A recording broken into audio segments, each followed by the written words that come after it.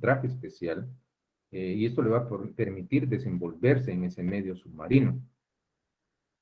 En este caso, la comparación podría en un momento dado equipararse a la personalidad en su dimensión jurídica, puesto que la personalidad nos va a permitir, sí y solo sí, si nos ha investido de la misma, pues desenvolvernos apropiadamente en el mundo de lo jurídico, en el mundo del derecho.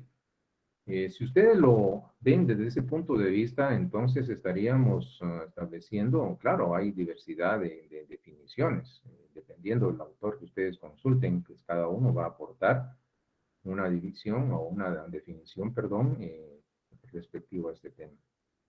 Entonces, ¿qué tendríamos? Pues tendríamos en este caso la necesidad pues, de compartir otra de las definiciones que son clásicas.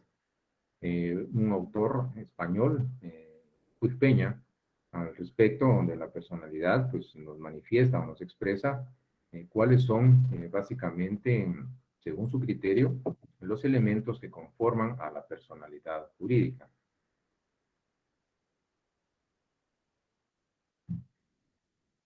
Como ustedes lo pueden ver, la personalidad es una condición que se hace necesario entender que el ordenamiento jurídico es el que nos va a exigir la personalidad, pero también es el que nos va a conferir, nos va a otorgar esta personalidad.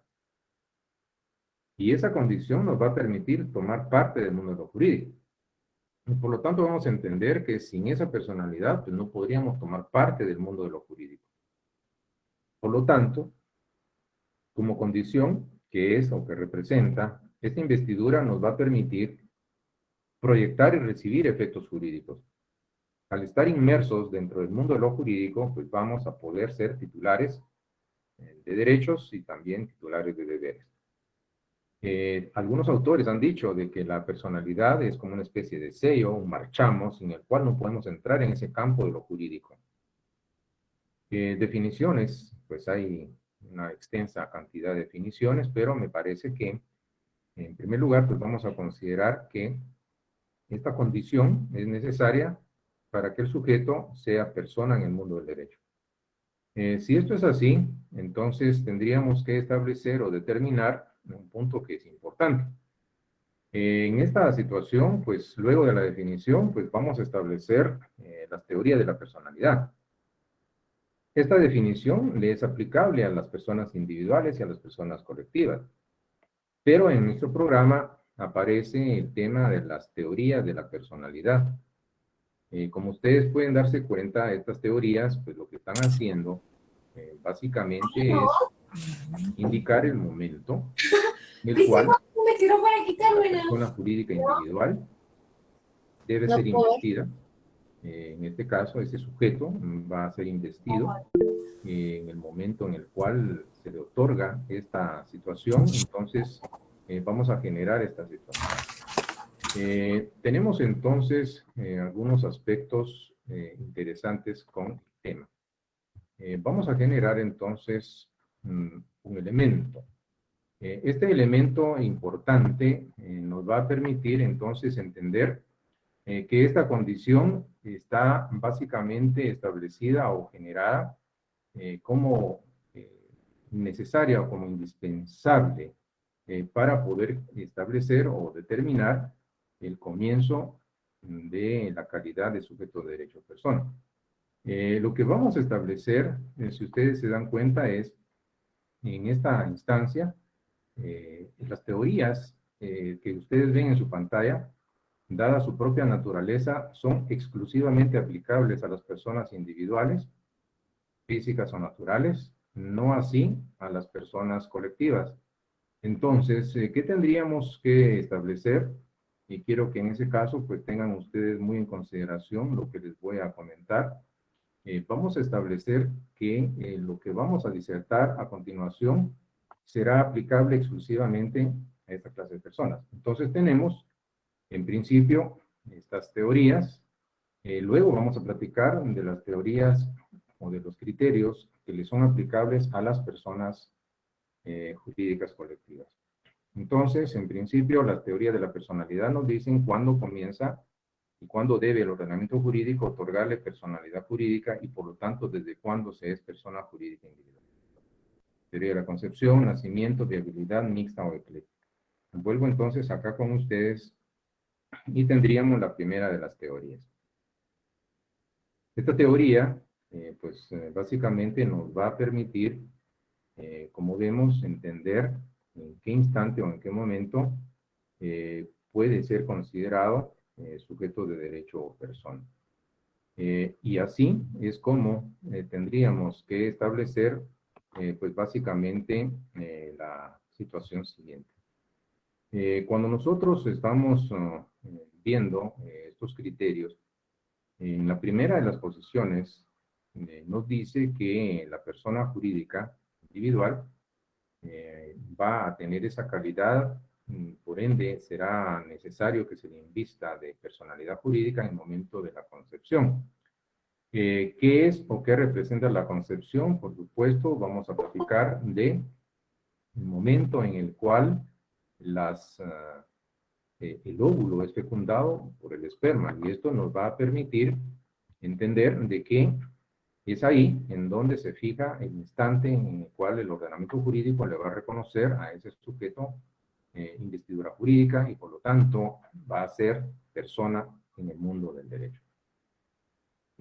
Claro, nosotros podríamos establecer que esta teoría, como ustedes se dan cuenta, se basa en esta situación que se da.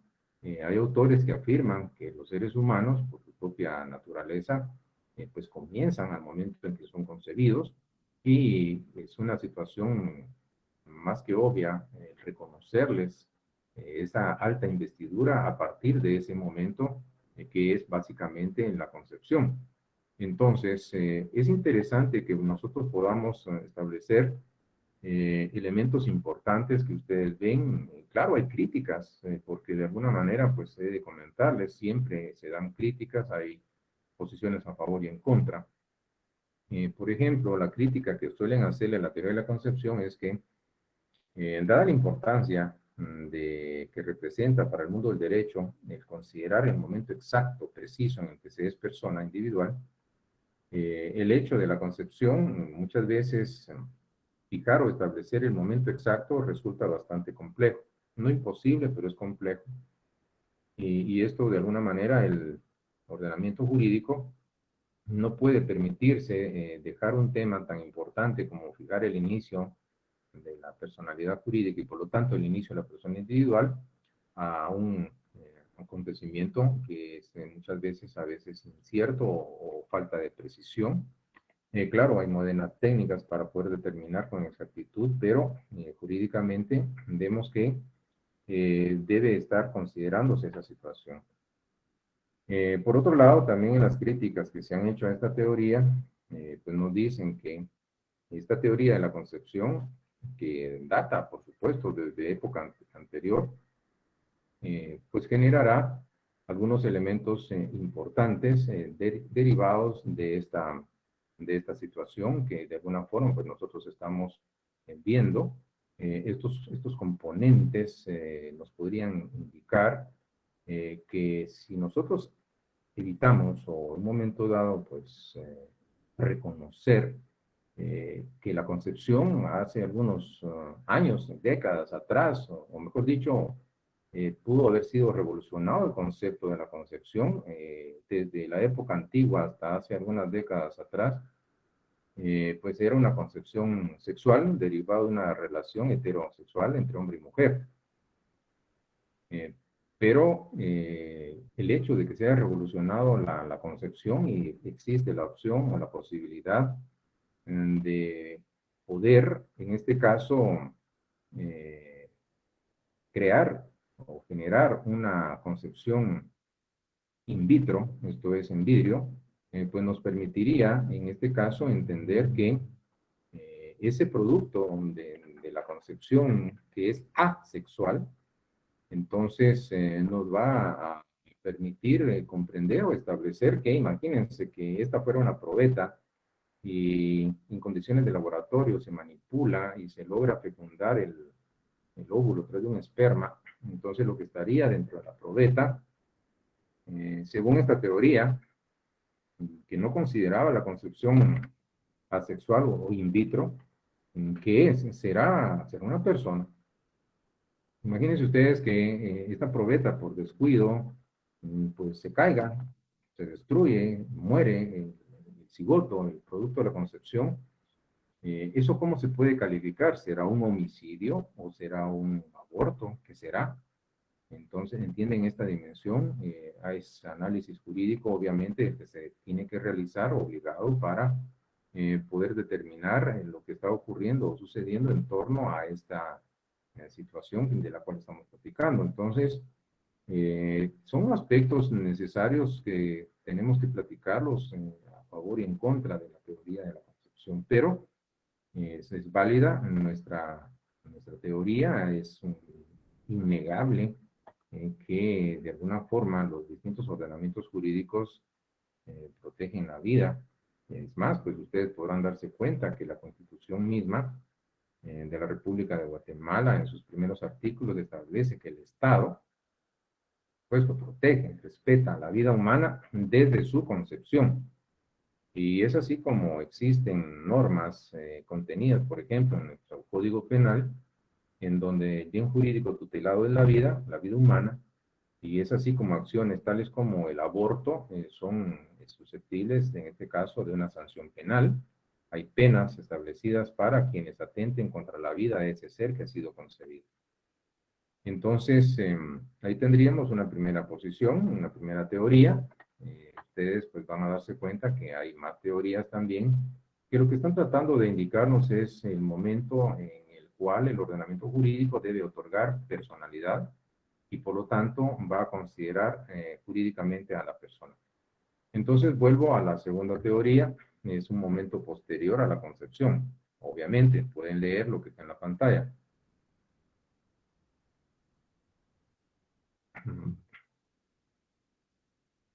En sus antecedentes, pues podemos ver que desde la época del derecho romano, pues ya se consideraba la teoría del nacimiento. ¿Cuándo se comienza a ser persona? Por lo tanto, ¿en qué momento debió investírselo o bien otorgársele personalidad jurídica? Y entonces está esta teoría que nos dice que es desde el momento en que el feto es separado del claustro materno. Por supuesto, hay diversos aspectos en torno a qué es el nacimiento o cuándo se produce el nacimiento. Hay posiciones que dicen que este se produce efectivamente cuando se corta el cordón umbilical, y hay quienes establecen que no es necesario el corte del cordón umbilical, y en esta situación hay discusión, pero se llega al criterio de que cuando se da la expulsión, cuando ha salido íntegramente el cuerpo de ese nuevo ser y ha sido separado del claustro materno, en ese momento podríamos hablar del nacimiento. Y es por lo tanto el momento que va a determinar el inicio de su personalidad. Si bien es cierto, como vamos a ver, pues nuestro Código Civil hace referencia al nacimiento, pues no existe una norma que establezca o defina dentro del ordenamiento jurídico guatemalteco que debe entenderse por nacimiento. Entonces, establezcamos que esta teoría, como ustedes ven, una situación eminentemente obvia que va a darse posterior al hecho de la concepción, fija en un momento distinto, esto es el nacimiento, el principio de la personalidad jurídica y por lo tanto el comienzo de una nueva persona jurídica individual. ¿Qué tendríamos pues por platicar? A este momento pues hemos mencionado dos teorías, no son las únicas, puesto que hay una tercera posición doctrinaria y es la teoría de la viabilidad. Esta teoría adiciona o agrega un elemento distinto. En este caso, nos indica que no es suficiente el hecho mismo del nacimiento. ¿Qué habíamos dicho del nacimiento? Pues la separación total, completa del cuerpo del nuevo ser fuera del claustro materno. Entonces, sino que también adiciona como condición que ese ser recién nacido tenga condiciones de viabilidad. ¿Qué significa esto? Que haya, en otras palabras, presencia de signos vitales en el recién nacido que le permitan tener la posibilidad de continuar con vida por sí mismo, sin tener una, en este caso, podríamos decir, una eh, ayuda artificial. Si es, en este caso, eh, viable, es porque de alguna manera pues tiene este tipo de condiciones, presencia de signos vitales. Ustedes podrán darse cuenta de que las teorías van. Entonces acá hay una más que nos indica que debe haber posibilidad de vida en ese ser, que él pueda seguir viviendo por sí mismo. En el momento en que esté en esas condiciones, pues en ese momento va a ser viable y por lo tanto vamos a generar la posibilidad de que haya una respectiva personalidad jurídica. Por lo tanto, ahí se reconoce a la persona. ¿Qué podríamos mencionar? Pues tantas cosas, en este caso, pues las teorías que nosotros hemos mencionado, que a este momento pues son tres, pues están fijando aspectos interesantes que definitivamente tenemos que considerarlos como posibles teorías que nos permitan entender el momento exacto en el que inicia la personalidad. ¿Qué tendríamos que mencionar? Pues ya llevamos tres, concepción, nacimiento, viabilidad, pues hay una respectiva posición que sería la siguiente, una cuarta, la teoría mixta o ecléctica. Esta teoría mixta o ecléctica es tal derivado de la conjugación de las posiciones doctrinarias de las anteriores teorías. Entonces, ¿qué significa esto? Que hay una expresión que es bastante general, ustedes lo pueden ver en la pantalla, cuando fija en la personalidad, pues vean,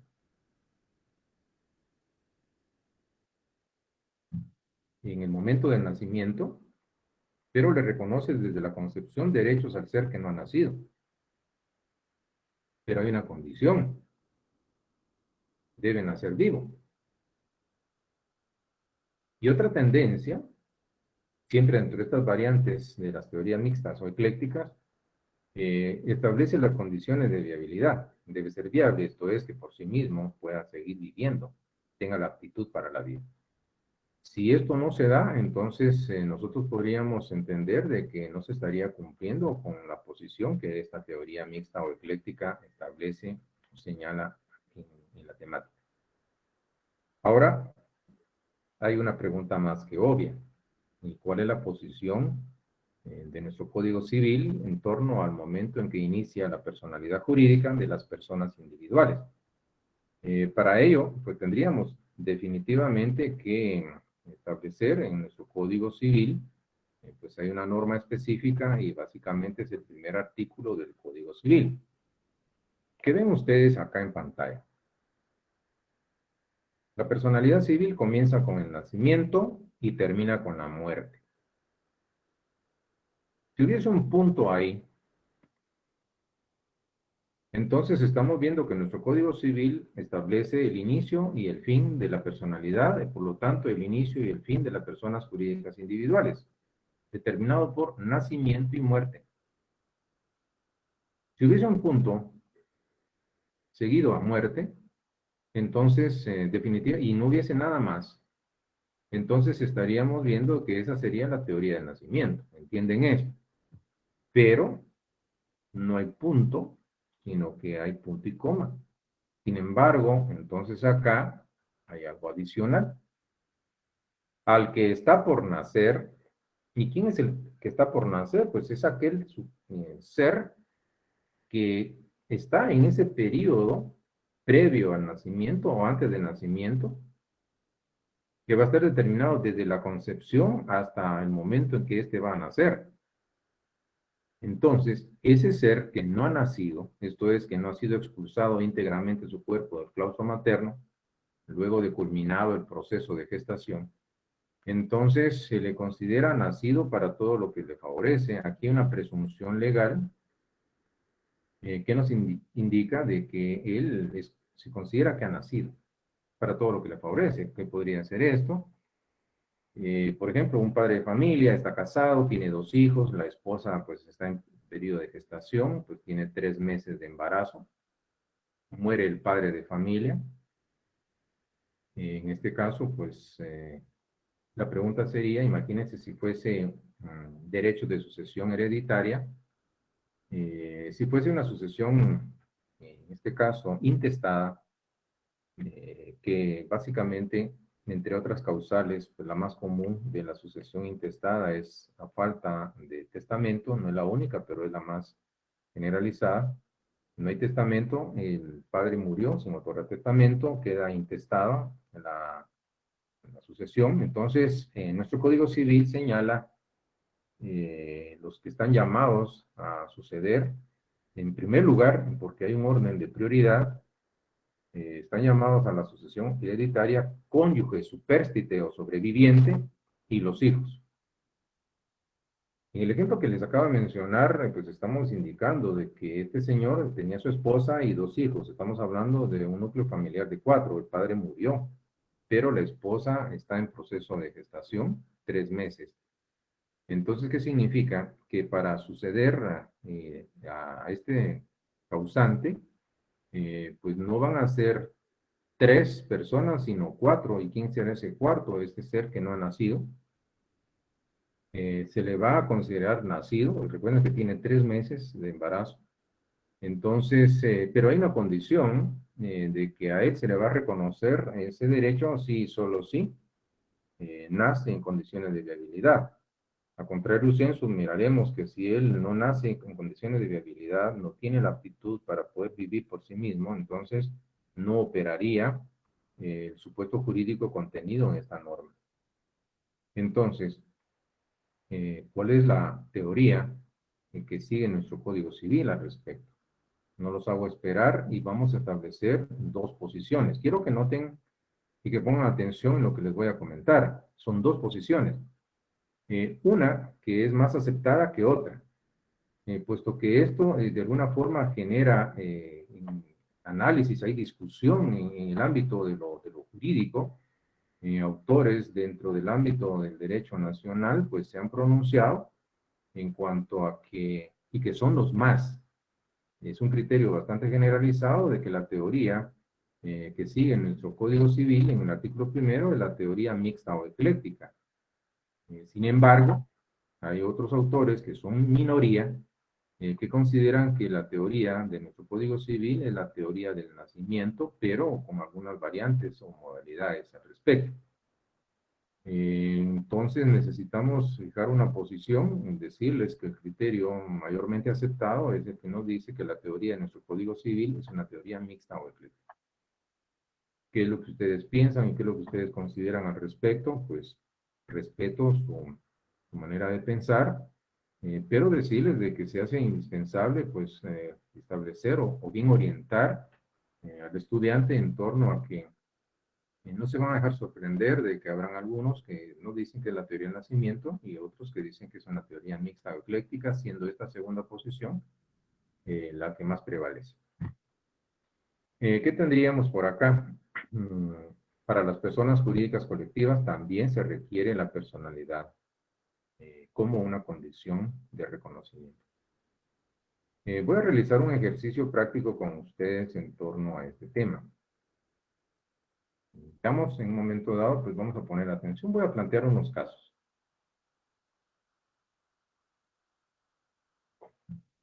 Fijemos 2 teorías, nacimiento, concepción.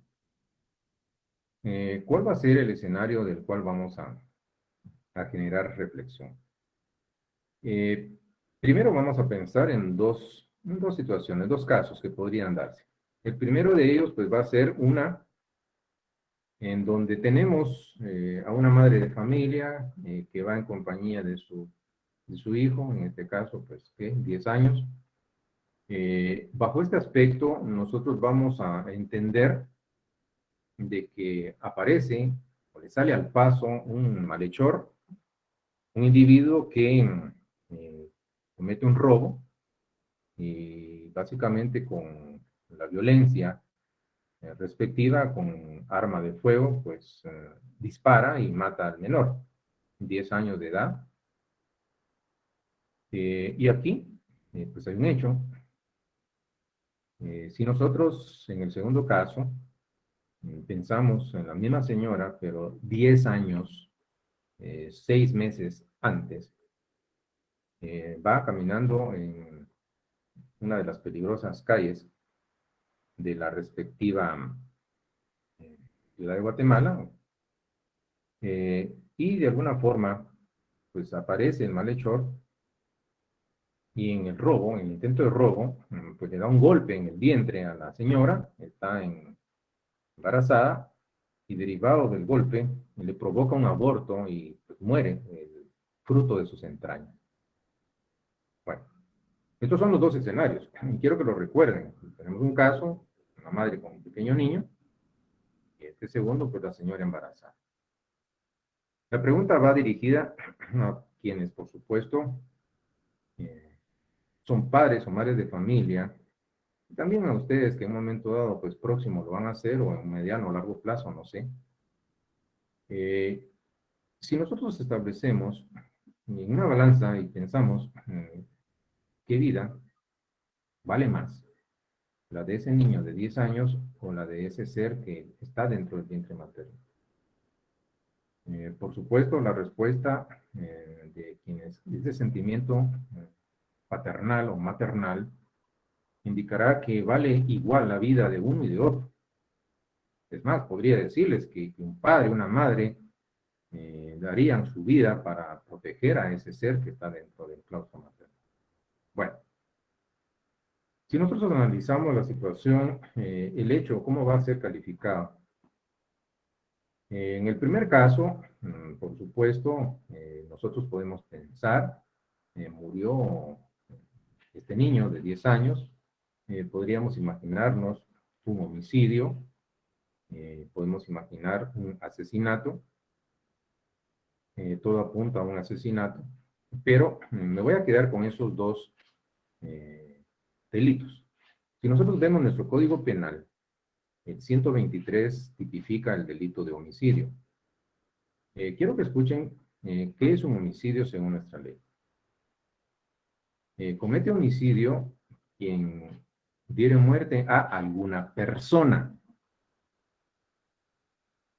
Persona. Persona. Persona. 132, asesinato. ¿Qué es el asesinato? Comete asesinato quien matare a una persona. Bueno, persona. Persona. Entonces, el privarle la vida a una persona implica un homicidio, implica un asesinato.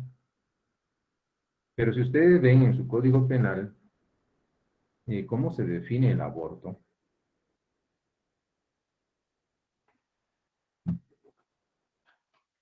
el aborto es definido en nuestro Código Penal, y quiero que escuchen bien, como la muerte del producto de la concepción. ¿Muerte de quién? Producto de la concepción. ¿A quién mataron? Al producto de la concepción. Bueno, entonces, en ese escenario, pues imagínense ustedes socialmente, ¿qué es lo que hace la diferencia? ¿O qué creen ustedes que hace la diferencia entre ese sujeto que es persona y este otro que es producto de la concepción? La diferencia es que al primero le otorgaron personalidad jurídica y por ende es sujeto de derecho a persona, y al segundo, pues no tiene esa alta investidura y no es considerado sujeto de derecho a persona, es tan solo un producto de la concepción. Pero yo me pregunto, fuera del contexto jurídico, ¿es que acaso el legislador pretende que aceptemos que vale la vida más de uno que de otro? Claro, cada uno de ustedes, y también respeto su manera de pensar, pero el sentido común nos está indicando pues básicamente algo. Si nosotros entendemos, y este es un análisis jurídico que me permito hacer con ustedes, que en el caso, por ejemplo, del asesinato contenido en el artículo 132 de nuestro Código Penal, ¿qué es el asesinato? Pues comete asesinato quien matare a una persona, pero hay circunstancias agravantes. Esto es, que lo haga con premeditación, esto es, que haya un tiempo suficiente, antelación para poder pensar, planificar y ejecutar. Hay premeditación. Luego vemos que hay alevosía, por ejemplo. Esto implica la alevosía, que el sujeto delincuente se va a tomar las precauciones de evitar una posible defensa que pueda tener la víctima. Tomar una ventaja con respecto a la víctima. El ensañamiento, ensañarse, cometer el hecho con saña, con una violencia, en este caso extrema, o bien, en este caso, podríamos decir, con perversidad brutal, horrorizados porque a la persona la descuartizaron. Entonces califica como un asesinato. Quiero que entiendan la lógica de lo que voy a decir a continuación. Entonces, ese sujeto que está investido de personalidad jurídica y por lo tanto es persona, al momento de que privan su vida, le dan muerte, bajo estas circunstancias, entonces, claro, hay un castigo al responsable, al asesino. Vuelvo al aborto. Bueno, ¿qué es el aborto? Pues es dar muerte o matar al producto de la concepción. En el caso del aborto, por ejemplo, quiero que entiendan esto, hay premeditación, se piensa, hay tiempo suficiente y se ejecuta de manera fría el hecho. Hay premeditación en el aborto. Segunda, ¿es que acaso ese ser que no ha nacido tiene la opción de defenderse ante el ataque? Habrá alevosía.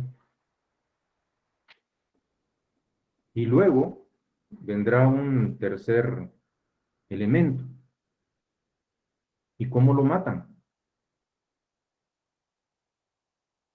Hay perversidad, lo destrozaron, lo descuartizaron dentro del vientre materno y lo están sacando pedazo por pedazo. Entonces, la pregunta es esta. ¿Cómo lo calificaríamos si ese producto de la concepción fuese persona? Claro, si fuese persona sería un asesinato. Pero el asesinato es aplicable a quien es jurídicamente considerado persona. Pero como ese ser no está investido de personalidad jurídica, triste y lamentablemente podría decirles que tan solo se considera, porque así lo estableció el legislador, de que es un producto de la concepción. ¿Entendieron la lógica de este análisis? Porque bajo este aspecto, claro, yo no voy a hacer apología ni voy a estar en posición, y yo respeto su manera de pensar, Entonces, tenemos que considerar esos aspectos, puesto que de alguna forma es un análisis jurídico. Ustedes tomarán posición si están en contra o a favor del aborto. Respeto, por supuesto, su manera de pensar, pero siempre es necesario hacer reflexiones en torno a estos temas. Entonces, es lo que necesito eh, como jurista, despertar en mis estudiantes y decirles que el hecho de que ustedes hayan escogido una carrera no significa de que piensen que ser abogado solo implica conocer la ley. Tenemos que ir un tanto más profundo y establecer cuáles son las condiciones especiales que deben prevalecer dentro de un ordenamiento jurídico que como un valor central o fundamental lo que pretende la realización de la justicia. Entonces vamos a tener criterios, ustedes pueden investigar si desean hacer los criterios en contra o a favor del aborto, pero es valedera la reflexión en pensamiento jurídico. La intención mía no es convencerlos, sencillamente es hacerles un planteamiento, un análisis, un razonamiento lógico jurídico para que entiendan, pero todo se resume o se reduce en el aspecto que les acabo de mencionar. La argumentación es importante y eso es necesario que ustedes lo entiendan. Ese sería en este caso básicamente esta reflexión. Entonces, ¿cómo calificamos ese hecho? Podría ser otro caso también. En este caso podría ser, imagínense, pues ya no pongamos delincuente en la calle, sino que imagínense este otro caso. El escenario va a ser una sala de partos, uno de los centros hospitalarios del país. Por cierto, están colapsados, lamentablemente, pero imagínense ustedes que en la labor de parto, ahí está la señora, pues en trabajo de parto, y claro, pues ya tiene un proceso pues bastante prolongado. Entonces, el médico o la persona responsable de desarrollar y velar porque se culmine con éxito el parto, pues para poder ayudarse a extraer a ese ser, pues en este caso en el alumbramiento, pues vemos que empieza a ser expulsada la cabecita. Claro, ustedes saben que los recién nacidos están recubiertos de lo que se denomina unto sebáceo, es una situación así grasosa que cubre el cuerpo. Entonces, imagínense, utiliza un instrumento, un forceps, que es una especie de pinza, que lo que hace es agarrar la cabeza y ayudarse a jalar. Pero la persona que está manipulando el forceps viene y en un momento dado puede generar mucha presión y destroza el cráneo del recién nacido, el único que había salido, o no recién nacido, del feto, estaba tratando de salir, y el resto del cuerpo se queda dentro de la madre. O bien, al momento de utilizar el forceps, pues gira demasiado y le fractura el cuello y lo mata. Y esta tarea se las voy a dejar, no tiene ninguna ponderación. En este caso de la labor de parto, bajo la condición que se las presenté, ¿cómo calificaría ese hecho ante el ordenamiento jurídico guatemalteco? ¿Será un homicidio o será un aborto? Entonces, la tarea les quedará a ustedes. En la próxima sesión, pues me lo pueden comentar. Bueno, entonces, ¿qué tendríamos por mencionar? Pues varias cosas. Se dieron cuenta que ya con una dimensión práctica, nosotros estamos pasando de la teoría a la práctica y el razonamiento, el pensamiento lógico jurídico es importante en ustedes como estudiosos del derecho que pretenden, pues, de alguna manera responsable, dedicada, pues, invertirle unos cuantos años de su vida, primero al estudio de esta profesión y luego, pues, vendrá el resto de su vida, pues, desarrollando la labor como abogado. Entonces, hay aspectos mucho más profundos que rebasan muchas veces los límites de lo que puede imaginarse que es un estudioso del derecho. Bueno, entonces tendría esta situación, es un caso que se los dejo para la próxima oportunidad y ustedes me comentan. Entonces, vuelvo acá, tenemos estas teorías, son aplicables a las personas individuales, pero fijemos nuestra atención en las personas colectivas, porque también estas van a requerir estar investidas de personalidad jurídica. En este caso, pues vemos que la personalidad es una condición necesaria, indispensable, el derecho la otorga, el derecho la exige, para poder ser jurídicamente considerados como personas. Las anteriores teorías, por su propia naturaleza, les son exclusivamente aplicables a las personas individuales, físicas o naturales, no así a las personas jurídicas colectivas. Claro que estas están investidas de personalidad, si no, no fueran personas jurídicas. Lo interesante es que vean lo que está en la pantalla, que determina el inicio de la personalidad jurídica de las personas colectivas.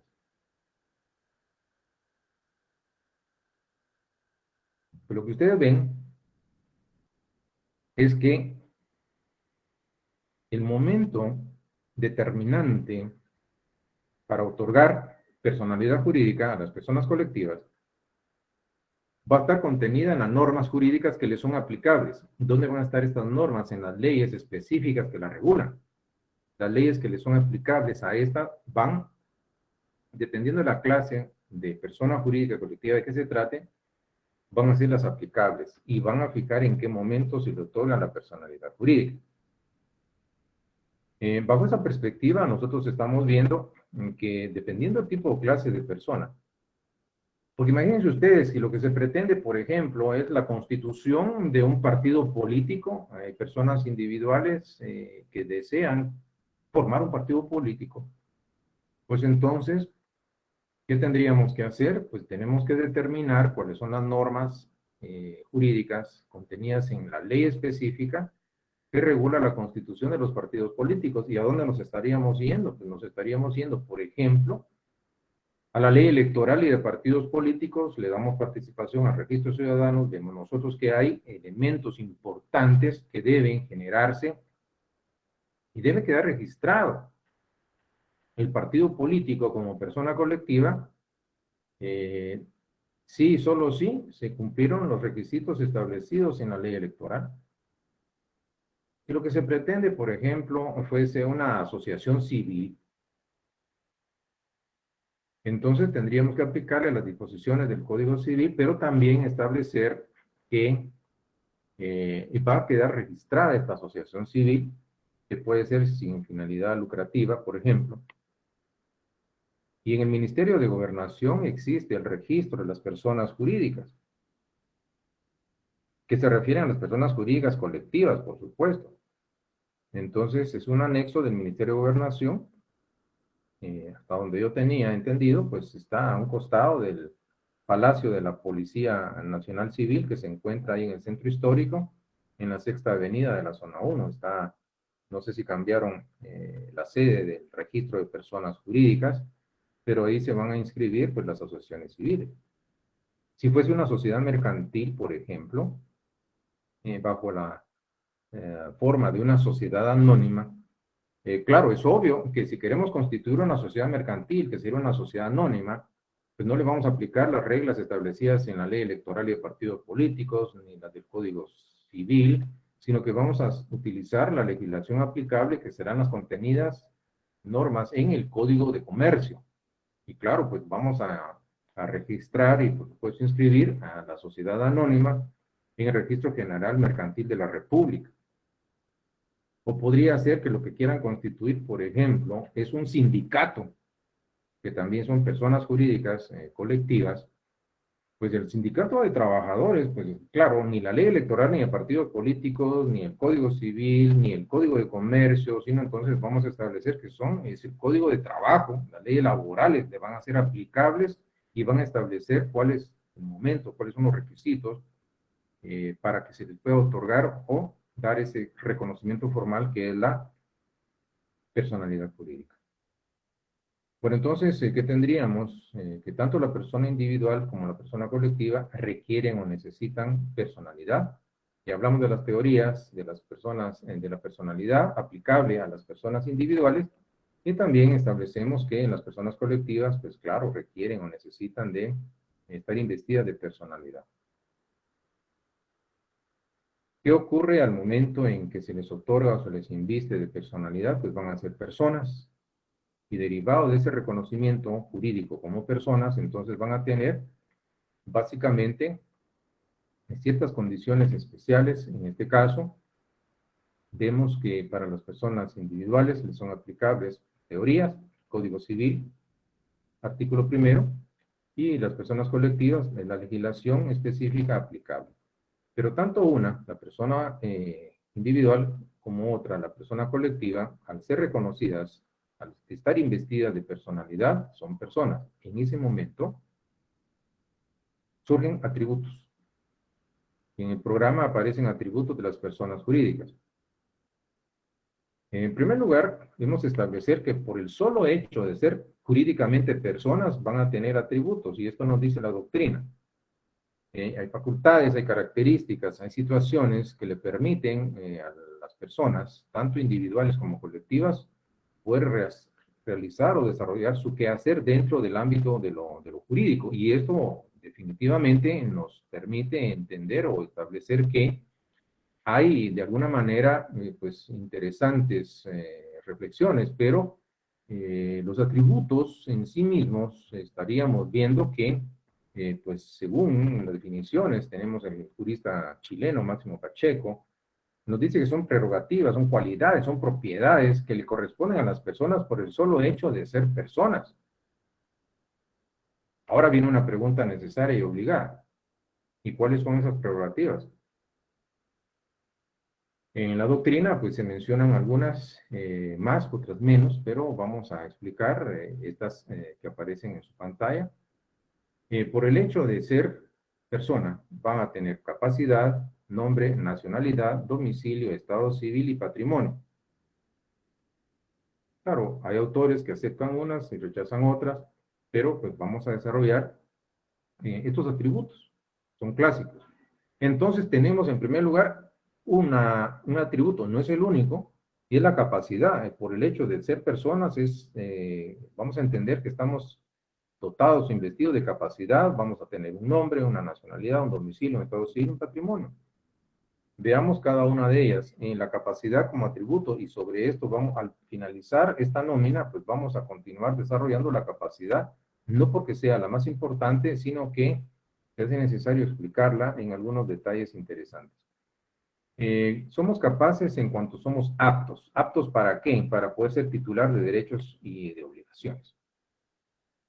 La capacidad en su dimensión jurídica, entonces, es ese grado de aptitud. Esto nos permite, cuando estamos aptos es porque llenamos las condiciones suficientes para poder ser titulares de derechos, esto es, dentro de una relación jurídica, podemos ser sujetos activos, pretensores o derechohabientes. ¿Quiénes son los sujetos activos? Son los titulares de los derechos subjetivos. O bien podemos ser titulares de obligaciones o deberes jurídicos dentro de una relación jurídica. Entonces podemos ser sujetos pasivos, obligados o deudores. ¿Quién es el sujeto pasivo dentro de una relación jurídica? Pues son los titulares de los deberes jurídicos. Y noten que lo interesante es que nosotros podemos adquirir esos derechos y contraer esas obligaciones, ya sea por sí mismos o por intermedio de otra persona. Y bajo esta condición, entonces, estamos viendo que la capacidad se nos presenta como una aptitud. Imagínense ustedes este ejemplo. Un niño, pues, ¿qué tiene? Pues, vamos, unos 15 años de edad, llega a ver unos apartamentos muy interesantes por ahí en una zona exclusiva de la ciudad de Guatemala. Entonces, le gusta el apartamento y le dice al vendedor, se dedica a la venta de bienes raíces, lo compro, quiero uno, 15 años. Claro. Y les dicen, ¿dónde firmo? ¿Y qué haría el vendedor? El joven tiene 15 años, es un adolescente. Entonces, viene una pregunta. ¿Puede ser este joven titular de un derecho de propiedad, en este caso un derecho real de propiedad o dominio? Y la respuesta va a venir derivado de las siguientes preguntas y las respuestas que den. ¿Ese menor de edad es persona jurídica individual? Sí. Desde el momento en que tiene la calidad de persona y que es desde que nació hasta que muere, Este menor es apto para poder ser titular de derechos y de obligaciones, sí, pero lo que no lo puede hacer es adquirir derechos y contraer obligaciones de manera directa, por sí solo. Entonces lo que requiere es un representante, ya sea padres en ejercicio de patria potestad, en defecto o a falta de padres será un tutor. Pero noten entonces algo. Alguno podría pensar, no puede adquirir ese derecho porque es menor de edad, tiene 15 años, tendrá que esperar 3 años, cuando cumpla de 18 ya podrá adquirir. ¿Y cuál es el fundamento? Pues está en el artículo 8, pensar alguno. ¿Pero qué dice el artículo 8 del Código Civil? La capacidad para el ejercicio de los derechos se adquiere por la mayoría de edad. Pero esto no significa que ese sujeto no tenga capacidad jurídica para adquirir derechos, porque la capacidad como atributo es inherente a la calidad de persona, y ese menor, ¿en qué momento tiene la calidad de persona? En el momento en que nació, se le invistió de personalidad jurídica y por lo tanto es considerado capaz. Y así podríamos platicar básicamente de estos elementos importantes. Entonces, ¿qué tendríamos bajo esta situación? Pues tenemos nosotros estos componentes que se hace necesario establecer en torno a los atributos. Por cuestiones de tiempo, entonces voy a continuar con este segundo atributo en la próxima sesión. Dado el compromiso que tengo con ustedes, pues vuelvo acá a sus respectivas al chat y vamos a generar algunos aspectos importantes. En este caso, a la teoría de la viabilidad nos dice Pablo, podría decir que un niño que tenga autismo o un retraso mental, ellos no son personas jurídicas por el hecho que no pueden valerse por ellos mismos. Por favor, Pablo y mis demás estimados y estimadas amigas, la viabilidad es presencia de signos vitales.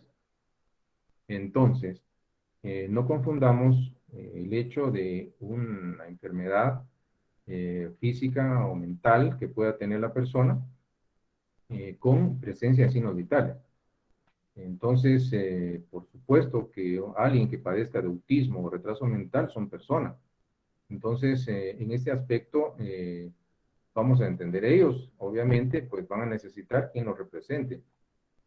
Pero el tema no lo vamos a confundir. Viabilidad se reduce a presencia de signos vitales. Quien padezca de autismo o retraso mental, pues siguen viviendo, respiran, ellos tienen sus sentidos y por supuesto continúan viviendo. Pero la viabilidad es en cuanto a la presencia de signos vitales en el recién nacido.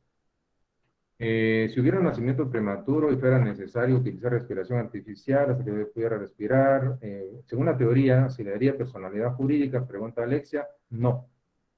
Si fuese la teoría de la viabilidad, no se le estaría otorgando porque necesita en un momento dado pues estar, imagínense, conectado a un aparato. Si se enchufa pues vive y si se enchufa se muere. Entonces la teoría en sentido estricto, estoy aclarando, de la viabilidad no le reconocería en este caso la personalidad jurídica. ¿La viabilidad está condicionada por trastornos mentales? No, es presencia de signos vitales, es condiciones para poder seguir viviendo por sí mismo. La teoría mixta es como la síntesis de las tres teorías. Pues claro, es una, podemos decir, es una posición ecléctica que hace o toma aspectos abordados por las otras teorías. Si el niño nace con deficiencia, ya sea psicológica, en la parte que explicó la supuesta herencia, no sería considerado como tal.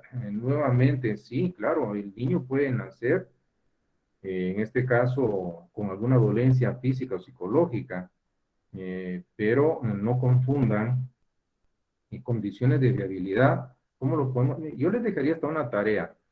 Primero, consulten qué son los signos vitales y cuáles se consideran, porque puede haber enfermedad física o psicológica, pero siguen viviendo, siguen respirando, se alimentan de X o Y manera. Entonces, definitivamente creo que hay una confusión en cuanto a enfermedades que pueda tener la persona que nació, y lo están confundiendo con los signos vitales, las condiciones de viabilidad, que son condiciones para la vida, estar aptos para seguir viviendo por sí mismos. Entonces, ¿qué pena se le da al homicidio o al asesinato producto de la concepción? Claro, pregunta Roselinda. Pues según nuestra ley, ojo, no es, bueno, en este caso no es homicidio ni asesinato. Entonces, lamentablemente, pues le podría comentar a Roselinda, pueden matar al producto de la concepción y al enderezar una causa penal, no va a ser por asesinato ni por homicidio, será por aborto. Entonces, en este caso, no estamos, son dos cosas diferentes, homicidio y asesinato, son delitos contra la vida, sí, el aborto también es contra la vida, pero en el homicidio, en el asesinato, a quien mataron es una persona, en el aborto, a quien mataron es al producto de la concepción. No es persona, sino producto de la concepción, y porque carece de personalidad jurídica, pues ya se los había explicado. Y una persona que comete aborto de otra, no se, es considerado, una persona a la cual cometa el aborto de otra, no es considerado una persona jurídica, sino un producto de la concepción, pero si se puede someter una justicia hacia esta, como la... pregunta Jorge, la persona que está practicando el aborto, por supuesto, va a ser objeto también de sanción penal. Entonces, claro que hay castigo para quien practique el aborto. Entonces, de alguna manera, pues también, si en este caso, sí puede ser sometido a la acción de la justicia. La persona, el abortista. ¿El aborto sería un asesinato entonces? Pregunta Angie. Pues Angie, yo lo dejo a su criterio. Si lo hablamos desde el punto de vista estrictamente legal, así como está concebido en nuestro ordenamiento jurídico, pues ya establecemos que es un asesinato. Muerte del producto de la concepción, perdón, asesinato, dar muerte a una persona, que es el aborto. Está en el Código Penal, Angie, véalo. Es la muerte del producto de la concepción. Y no lo digo yo, está en la ley, ahí está el Código Penal, ahí encontrarán ustedes, obviamente, la respuesta. Bueno, gracias, aquí están sobre la Quinta Avenida, cerquita de la Contraloría. Gracias, José, entonces le cambiaron sede. Roselinda, mientras la persona colectiva no requiera una norma, no tendrá personalidad. Bueno, es que no tanto es que requiera una norma, lo que ocurre, Roselinda, es que, imagínense, un partido político quiere participar en un evento electoral y no formaliza su constitución, entonces no podrá participar en el proceso eleccionario. ¿Qué más tendríamos entonces acá? ¿Cuál sería la consecuencia jurídica del aborto? Pregunta Heidi, pues está en el Código Penal, hay varios tipos o clases de aborto que están contenidas en nuestro Código Penal, y ahí pueden encontrar ustedes las penas o las consecuencias jurídicas para los distintos tipos o clases de abortos. Bueno, entonces, ¿qué nos quedó? En este caso, en esta cátedra de Derecho Penal y de Derecho Civil, pues obviamente, pues bienvenidos a mis cátedras. No me resta más, pues, que agradecer su presencia, su asistencia puntual, y pues decirles, instarlos a que participen, que sé que hay a veces compromisos, pero están ustedes estudiando una carrera universitaria. A mí lo que me corresponde, pues, instarlos a que ingresen a las clases. La cátedra es para ustedes.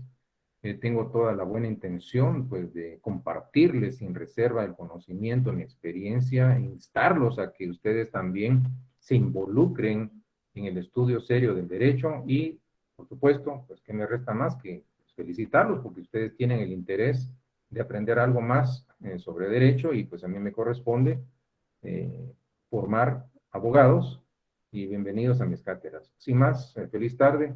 Les deseo éxitos entonces, y ya está habilitado pues su micrófono si tienen preguntas. Si no, pues nos vemos en la próxima, y les deseo feliz tarde a todos y gracias por el respeto demostrado en su clase.